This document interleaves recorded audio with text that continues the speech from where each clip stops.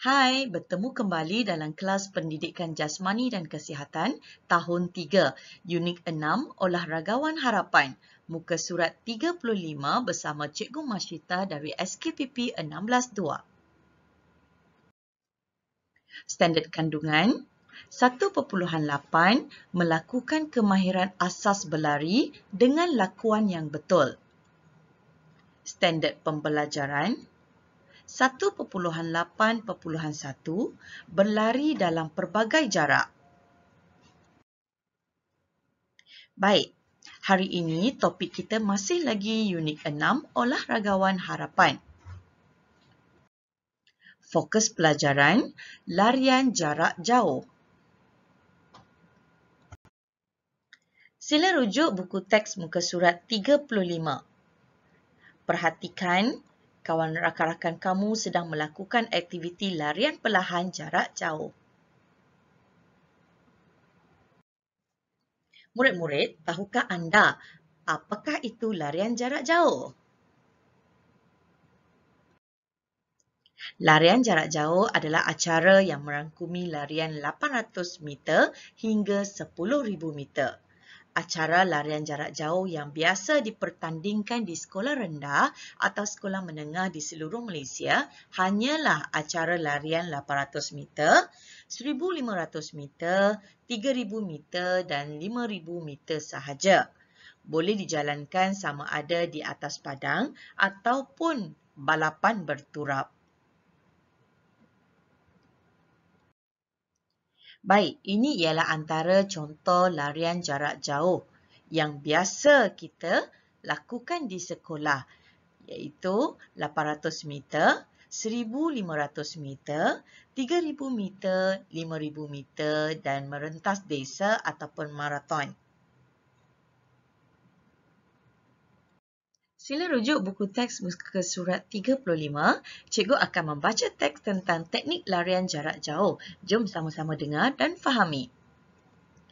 Pertama, ketika larian jarak jauh, kepala tegak dan pandang ke depan. Badan tegak dan tangan diayunkan aras dada. Lutut tidak perlu diangkat tinggi, berlari di atas tapak kaki dari tumit ke hujung kaki. Kedua, tahukah anda, ayunan tangan yang tinggi membolehkan lutut diangkat tinggi semasa berlari. Ini membolehkan kamu membuka langkah kaki yang lebih luas. Cikgu akan tunjukkan gambaran yang lebih jelas tentang teknik larian jarak jauh ini. Pertama, permulaan.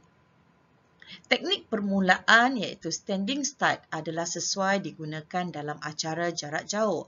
Standing start digunakan untuk meningkatkan tahap konsentrasi dan respons masa berlepas. Gerakan larian permulaan lebih rileks dan tidak dilakukan secara maksimum. Kedudukan mata ialah fokus ke hadapan dalam jarak 10 hingga 20 meter. Pelari akan cuba memasuki lorong paling dalam, berlari sebaik sahaja selesai pusingan pertama. Ini bertujuan mengelakkan diri daripada berlari pada jarak yang jauh sedikit serta untuk mengelakkan diri daripada kemungkinan gangguan peserta lain semasa berlari. Pelari seboleh mungkin hendaklah berusaha mengelakkan diri daripada kumpulan pelari yang ramai. Sebaik-baiknya hendaklah mengekori pelari di hadapan pada jarak yang tidak terlalu jauh dan mengekalkan larian di samping menyimpan tenaga untuk membuat pecutan pada peringkat akhir larian. Step kedua, semasa berlari. Gambar di sebelah ini menunjukkan perbezaan ketika berlari bagi acara pecut dan juga acara jarak jauh. Kedudukan badan pelari agak condong ke hadapan. Ketika membuat dip, badan akan ke hadapan sedikit namun tidak secondong seperti larian pecut. Pergerakan lutut juga tidak tinggi, sekadar untuk memastikan keseluruhan tapak kaki tidak mencecah trek. Taktik larian yang harus digunakan oleh pelari ialah berlari dengan sepantas yang lebih pada tahap 100 hingga 200 meter pertama. Kemudian dengan kepantasan sederhana untuk jarak seterusnya.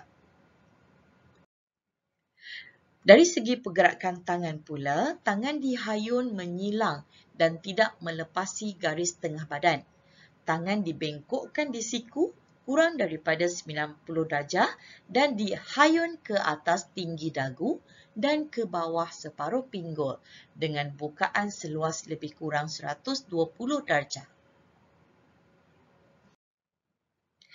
Manakala untuk pergerakan kaki pula, gambar di sebelah menunjukkan kedudukan tumit kaki belakang dan hujung tapak kaki ketika tapak kaki mencecah tanah. Ketika kaki mencecah tanah, tumit belakang tapak kaki akan mendarat dahulu, diikuti dengan keseluruhan tapak kaki, kemudian hujung tapak kaki hadapan. Setiap langkah rapat dan berubah mengikut kelajuan. Step yang ketiga ialah penamat. Perhatikan gambar.